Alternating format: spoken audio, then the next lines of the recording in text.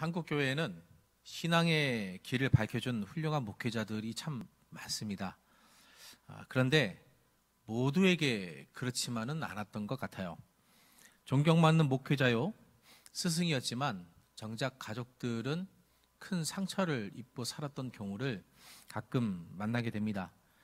2014년이었는가요? 박윤선 목사님의 딸 박혜란 목사님이 책을 한 권 냈습니다. 제목이 목사의 딸. 이 책에서 박혜란 목사님은 당신의 아버지께서 가족들에게 상처를 많이 줬다 이렇게 고백을 했습니다. 이 책이 나오고 굉장히 논란이 많았어요. 박혜란 목사님을 비난하는 목소리가 굉장히 높았습니다.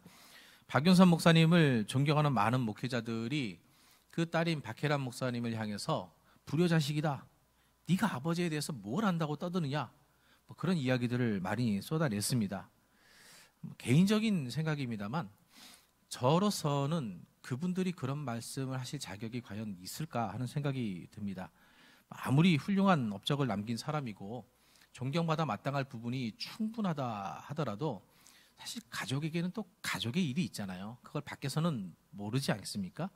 남모를 상처가 분명히 있을 수 있겠죠. 그래서 그걸 가까이 지켜본 딸이 자신이 받은 상처를 이야기했다고 해서 그것을 나무라는 것이 그렇게 올바를까? 사실 전 그런 생각이 좀 들었습니다. 오카는 목사님의 장례가 안성에서 치러지던 날, 저희 담임 목사님도 그 자리에 계셨다는 말씀을 제가 들은 적이 있는데요. 안성 사랑의 교회 수양관에 마련된 그 묘소에서 고인의 유고를 묻고 가족들, 유족들이 오카는 목사님의 영정 사진을 가운데 두고 가족 사진을 찍었습니다. 굉장히 낯선 장면이죠. 조문객들에게 인사를 하던 둘째 아들이 사진을 찍은 이유를 설명했어요. 생전에 아버지와 함께 가족 사진을 찍어본 적이 한 번도 없었다는 겁니다. 돌아가시고 나서야 가족들이 이렇게 함께 사진에 담길 수 있다는 것이 그분들에게는 굉장히 큰 아픔이었을 것 같습니다. 얼마나 가족들에게 아버지가 그리웠을까 하는 생각이 들어요. 지금 돌아가신 두 분입니다만 이제는 생존에 계신 홍정길 목사님이 결혼을 앞둔 큰아들에게 물으셨다 그래요. 네가 나와 함께 있으면서 제일 힘들었던 게 뭐냐? 어떤 대답이 나올까 굉장히 궁금했을 거예요. 그랬더니 그 아드님이 나는 어렸을 때 아빠의 얼굴을 본 적이 없다 이야기를 했답니다. 아버지는 늘 아들의 얼굴을 봤어요. 새벽 기도 나가면서 아들의 얼굴을 보고 축복하고 기도하고 나가고, 신방하고 설교 준비하고 사역하고 이렇게 돌아와가지고 잠자는 아들의 얼굴을 보면서 쓰다듬고 축복하며 기도하고. 그러니까 아버지는 늘 아들을 보고 축복해 준 거예요. 아버지는 정말 열심히 했어요. 그런데 아들은 자기 눈으로 아버지를 본 기억이 없는 겁니다. 그게 얼마나 마음에 큰 짐이 되고 아픔이 되었으면 그런 이야기를 했을까? 좀 가슴이 먹먹해지는 그런 이야기였어요. 이분들의 특징이 뭡니까? 한국교회에 또 목회자들에게 누구보다 사랑받는 분들이에요. 이분들이 남긴 그 업적은 말로 다 할 수가 없습니다. 그 누가 이분들의 자리를 대신하겠습니까? 지금 우리 한국교회가 이렇게 성장하고 하나님의 은혜를 누리게 된 것도 이분들의 공덕이 굉장히 크지 않습니까? 그런데 굉장히 그 보이지 않는 면에서의 상처가 있었다는 거죠. 우리는 이런 오해를 자주 합니다. 대의를 위해서 충성할 때에는 가족 간의 사사로운 정 같은 거는 신경 써서는 안 된다. 그런데 관심을 가지고 그런데 매이면은 큰 일을 못 한다.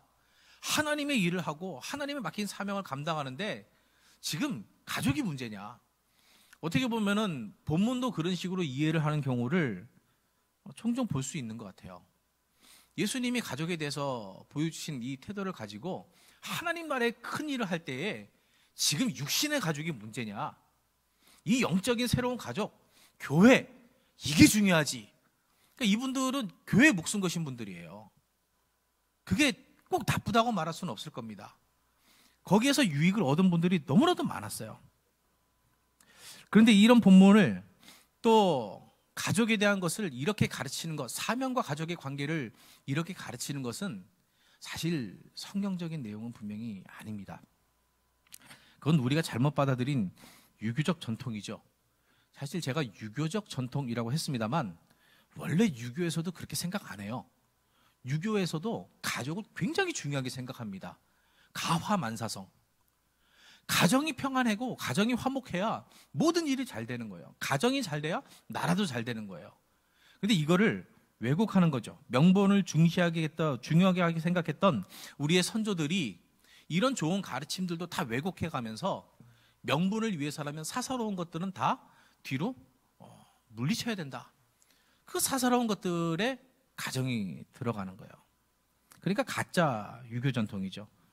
성경도 그런 식으로 왜곡을 하는 경우를 자주 만난다는 겁니다. 이 본문에 대해서 어떤 학자가 이런 표현을 썼어요.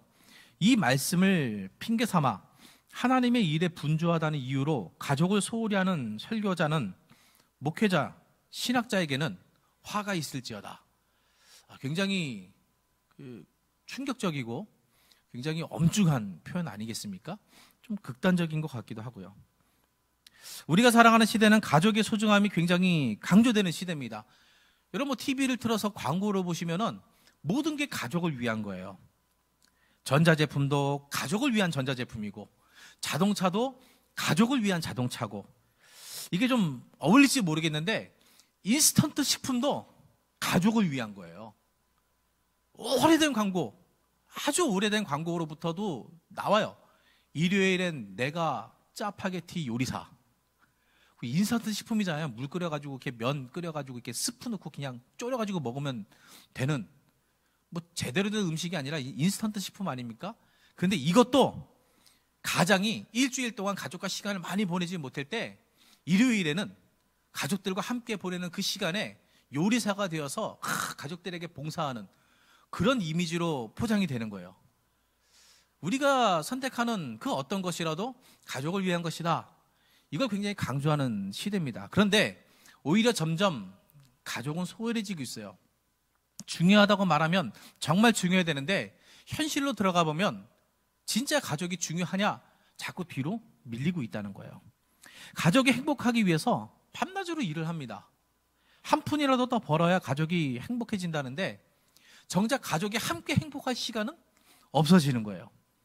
이제는 뭐 대의 명분이라서가 아니라 가족이라는 이름을 위해서 가족이 희생되는 굉장히 아이러니한 시대가 돼버린 거죠.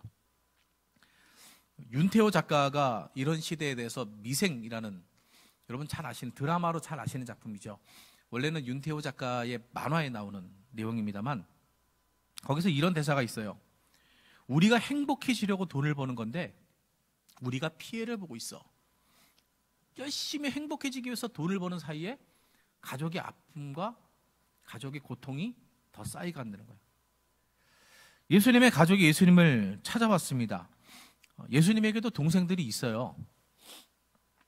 예수님 낳을 때나 마리아가 남자를 알지 못했지 예수님 낳고 난 다음에는 정상적인 부부 관계가 이루어지고 아이들이 정상적인 부부 관계, 남녀 관계를 통해서 태어납니다.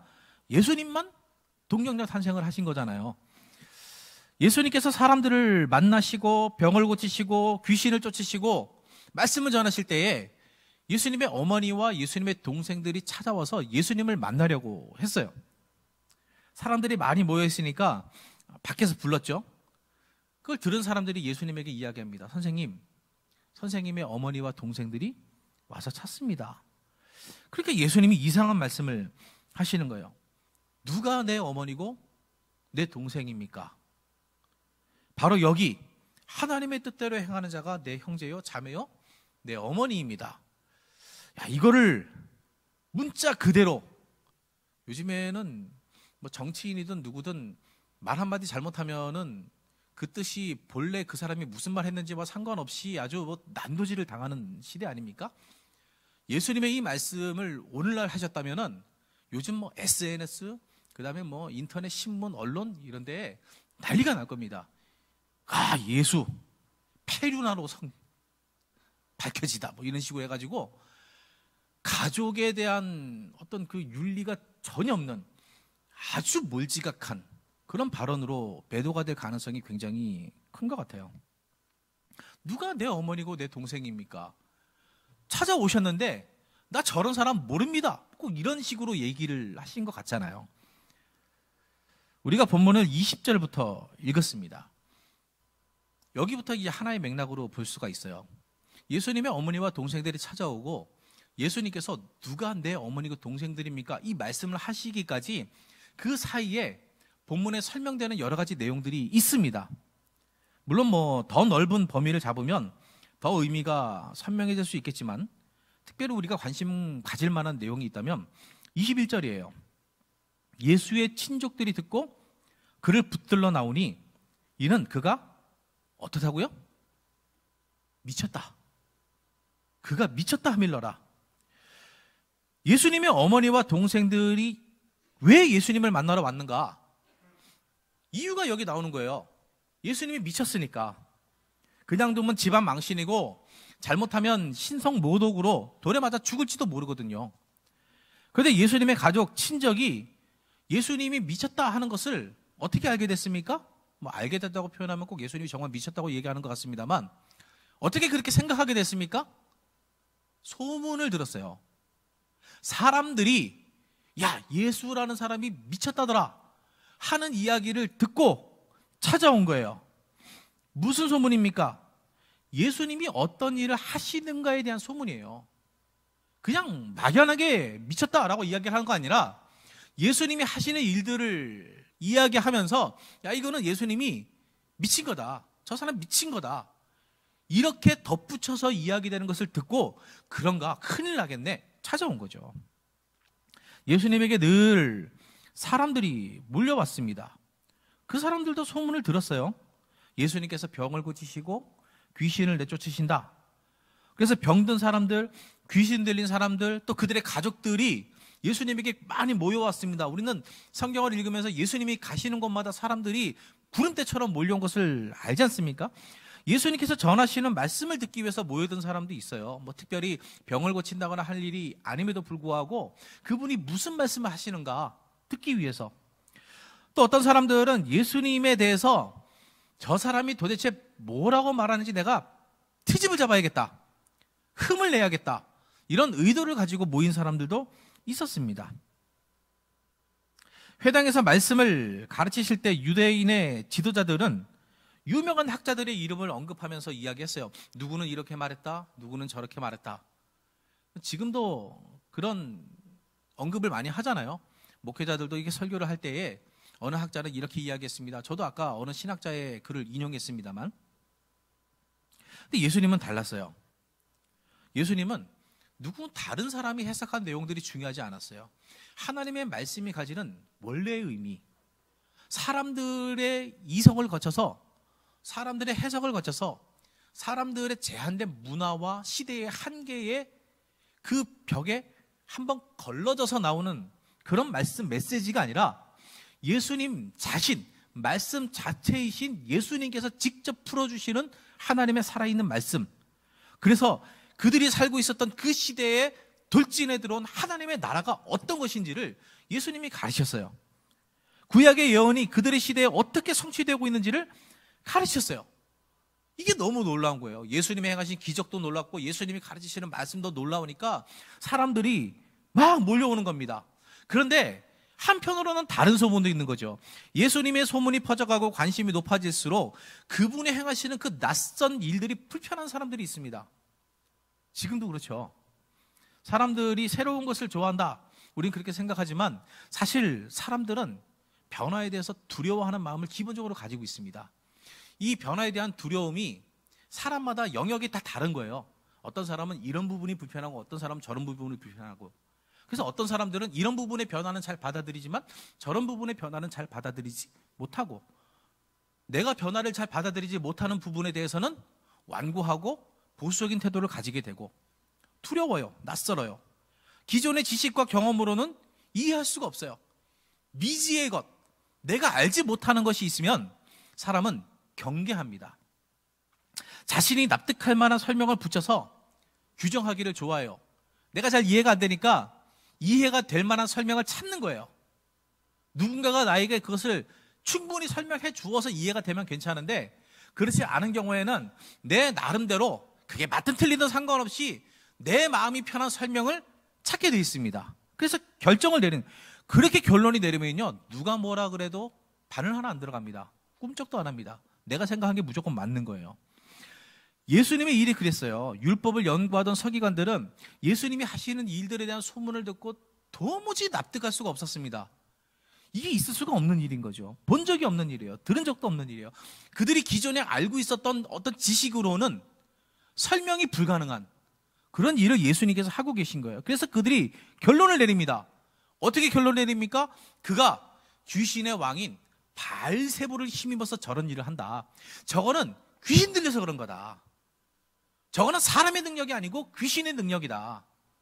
어떻게 사람이 저런 일을 할 수 있느냐. 그렇게 해놓고 아마 이런 설명을 해놓고 그들은 야, 이제 뭐가 후련하게 설명이 되네, 이렇게 생각했을지도 몰라요. 이런 사람들에게 대응하는 사실 가장 편한 방법은 똑같이 돌려주는 겁니다.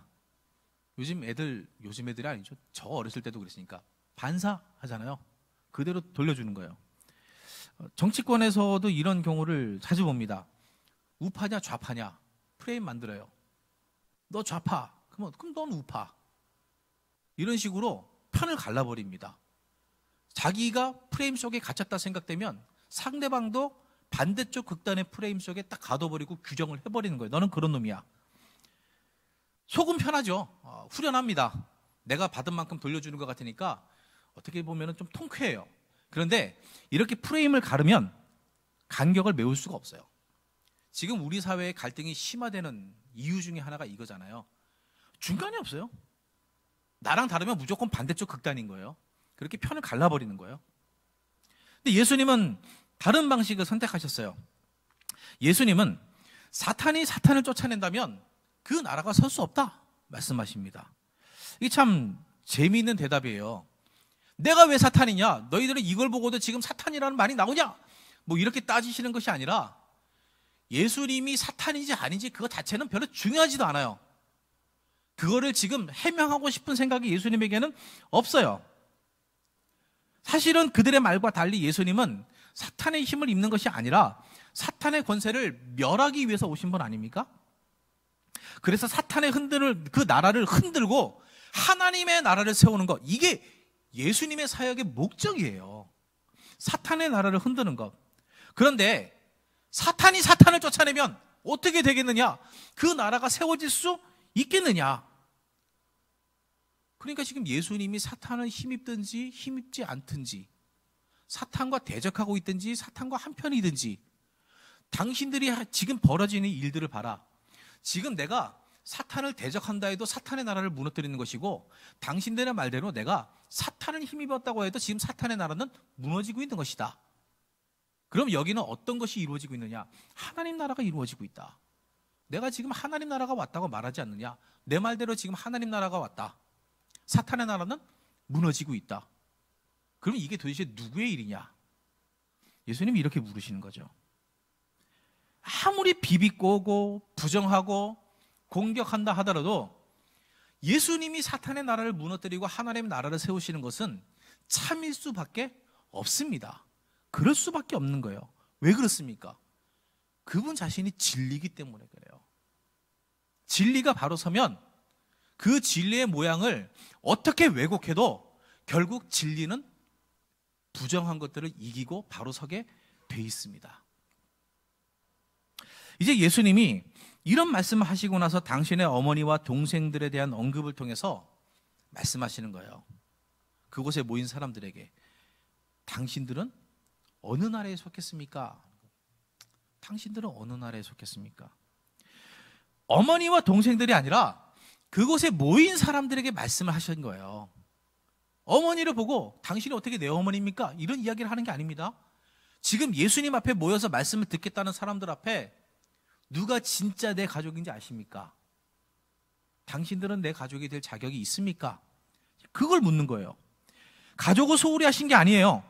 하나님 나라의 일을 위해서 가족을 무시해도 된다고 생각하지 않으셨어요. 오히려 지금 이 말씀을 통해서 예수님은 하나님 나라의 새로운 가족은 어떤 의미를 가지는가, 그 본질을 새롭게 하시는 거예요.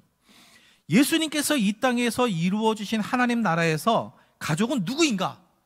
하나님의 뜻대로 행하는 사람들이다. 하나님의 뜻을 행하는 자, 그분을 아버지라고 부르는 자, 그분의 자녀가 된 자들이 새로운 가족이에요. 자신의 생각과 가치관에 사로잡혀서 내가 이해할 수 있는 만큼만, 스스로 이해할 수 있는 만큼만 받아들이고 자신이 속한 문화 안에서만 하나님의 뜻을 말하고 자신의 생각과 다른 사람들은 적으로 규정하고 옛것에 붙들려 있어서 새것을 거부하는 이런 태도를 가지고는 하나님 나라의 가족이 될 수가 없다는 거죠. 마가가 이 복음서를 쓰면서요, 처음부터 끝까지 희종일관, 새로운 나라, 새로운 가치관, 이전의 가치관을 완전히 새롭게 완성하는 하나님 나라에 대해서 이야기를 합니다. 예수님께서 이 땅에 오셔서 이루신 것들은 전부 다 기존의 생각과 가치관을 뒤엎는 거였어요. 새 부대에 담아야만 하는 새 포도주예요. 익숙한 틀로는 담아낼 수가 없는 거예요. 그걸 깨고 나와서 하나님의 뜻의 광대함과 그분의 위대함과 전능하심을 있는 그대로 받아들일 때 누릴 수 있는 것, 그것이 하나님 나라, 하나님 나라의 가족이라는 거예요. 주님이 행하시는 표적을 보고 사탄이다, 미쳤다, 이렇게밖에 말할 수 없는 예전의 그대로의 가치관, 굳어버린 가치관으로는 그분의 가족이 될 수가 없는 거죠. 결국은 그 무엇입니까? 하나님을 위하는 것처럼 보이지만 결국은 실제로 하나님 나라의 일을 방해하고 있는 거예요. 하나님의 이름을 빙자하고 있지만 오히려 그들이 비난하는 사탄의 일을 하고 있는 거예요. 여러분, 입에 하나님을 담는다고 해서 그게 하나님 뜻 되는 게 아닙니다. 성경을 들고 이야기한다고 해서 그게 하나님의 뜻이 되는 게 아니에요. 하나님의 뜻대로 행한다는 것은 기독교인이 되는 게 아닙니다. 교회에 등록하고 출석하고 직분을 받고 그렇게 기독교라는 제도적 틀 안에 들어와 있다고 해서 해결되는 게 아니에요. 성경을 앞세워서 성경이 이렇게 나왔다, 그렇게 말하면 그게 다 하나님의 뜻이냐? 그것도 아닙니다. 과거에 노예제도를 인정했던 기독교인들, 성경에 그게 있다 그랬어요. 노예 12년이라는 영화가 있거든요. 솔로몬 노섭이라는 사람이 실제로 겪은 이야기예요. 북부 지역에 노예가 없었던 자유인 흑인으로 살던 사람이 납치를 당해서 인신매매로 남부 지역의 노예로 팔려갑니다. 그래서 12년 동안 자유인의 신분을 잃고 노예로 살아요. 근데 이 솔로몬 노섭이라는 사람을 가지고 있었던 주인 중에 한 명이 노예들을 굉장히 학대하는, 쉽게 말하면 악질 백인 주인이었어요. 그 사람이 주일만 되면은 모든 자기의 그 흑인 노예들을 불러다 놓고 성경 구절을 읽으면서 종들은 상전에게 복종하라, 그렇게 가르칩니다. 성경에 나와 있다, 너희들은 나에게 복종해야 된다. 복종하지 않는 종에게는 매를 쳐이라고 성경에 나와 있다. 그렇게 가르친 거예요. 성경을 문자적으로만 보면은 그것도 틀린 말은 아닙니다. 여성을 도구화하고 여러 명의 아내를 두는 것, 오랜 세월 동안 기독교인들이 그거 성경에 나와 있다고 생각했어요. 나와 있잖아요. 그 위대한 다윗도 아내가 많았지 않습니까? 일부 다처제, 이게 성경에 나와 있다. 요즘 하도 문자적으로만 성경을 해석하려고 하는 사람들을 보면은 누가 농담처럼 그런 말 하더라고요. 그 왜 일부 다처제도 맞다고 주장을 하지 그러시냐. 우리 시대의 문화와 관습의 틀로 성경을 보면서 우리의 욕망을 가지고 그게 하나님 뜻이라고 우리가 착각할 수도 있는 거예요. 본문을 보세요. 예수님을 귀신 들렸다고 이야기하는 사람들이 누구입니까? 율법을 연구하는 사람들이었어요. 그 사람들이 하나님의 말씀을 근거로 저 귀신이 들려서 저런 거다, 사탄의 왕이 저렇게 하는 거다, 그렇게 이야기를 했어요. 우리도 착각할 수 있거든요. 하나님은 시대의 변화에 따라서 우리가 받아들일 수 있는 만큼, 또 우리 시대에는 우리가 받아들여야 하는 만큼 성경을 깨닫기를 원하십니다. 어느 시대에는 이만큼만 허용하시고 어느 시대에는 조금 더 나아가게 하시고, 그렇게 지금 역사가 발전해 온 거예요. 성경의 해석이 지금까지 이루어져 온 거예요. 그래서 우리는 과거에 옳다고 생각했던 노예 제도가 성경의 뒷받침을 받는 것이 아니다라는 것을 알지 않습니까? 여성을 차별하고 도구로 여기고 일부 다처제를 주장하는 것이 성경의 가르침과 결혼관과는 다르다는 것을 지금 우리는 알지 않습니까? 그만큼 해석의 역사가 발전해 온 거예요. 그러면 우리는 완성됐습니까? 그렇지 않아요. 우리 시대에도 그들의 시대에 새로운 해석이 필요했던 것처럼 우리의 시대에도 하나님의 말씀이 주는 의미를 더 깊이 깨닫고 더 완성된 단계로 나아가기 위해서 깊이 고민하고 겸손하게 묵상하고 배우는 태도가 우리에게 필요합니다. 하나님의 뜻을 알기 위해서는 그렇게 해야만 되는 거예요. 주님의 가족은 익숙한 종교의 전통을 따라서 행하는 사람이 아니라 이 시대에 하나님이 원하시는 것은 무엇인가, 내가 알고 있었던, 익숙하게 알고 있었던 성경의 말씀 중에서 새롭게 깨달아야 되고 더 발전시켜 나가야 되고, 우리가 익숙하게 해오던 신앙의 여러 가지 행위들 중에서 변화를 가져와야 되고, 이 시대의 흐름에 앞장서 주도하며 하나님의 뜻을 이루어야 되는 부분은 과연 무엇이 있을까 고민해야 되는 거예요. 사실 이런 고민을 누가 제일 많이 하겠습니까? 교회 지도자로 하나님께서 세우신 담임 목사님 제일 많이 하시겠죠. 또 우리 장로님들, 또 우리 교육자들 고민을 많이 하겠죠. 여러분이 이 일을 하라고 맡겨주신 리더십을 가진 사람들이 열심히 고민하고 함께 하기 위해서 노력하고 협조를 구할 때 그것이 죄를 짓는 것이 아니라면, 우리 시대에 하나님께서 이와 같은 비전을 주시는구나, 겸손하게 따라가는 것도 굉장히 중요하겠죠. 무엇보다 중요한 것은 사람을 사랑하셔서 육신으로 오신 바로 그분, 외로운 사람들, 아픈 사람들, 손가락질 받는 사람들, 우는 사람들, 죄인들과 함께 하신 분, 그분이 이루신 하나님의 뜻. 우리 시대에는 예수님 시대에 눈에 보였던 그 사람들과 달리 그때는 보이지 않았던, 이제는 우리가 봐야 되는, 예수님이 지금 오셨다면 지금 그들과 함께 할 것 같은 바로 그 사람들은 누구일까? 우리가 찾고 그들과 함께하고 예수님이 하실 만한 일을 우리도 실천해야 되는 거예요. 그게 하나님의 뜻대로 행하는 것입니다. 우리에게 이런 고민이 있었으면 좋겠습니다.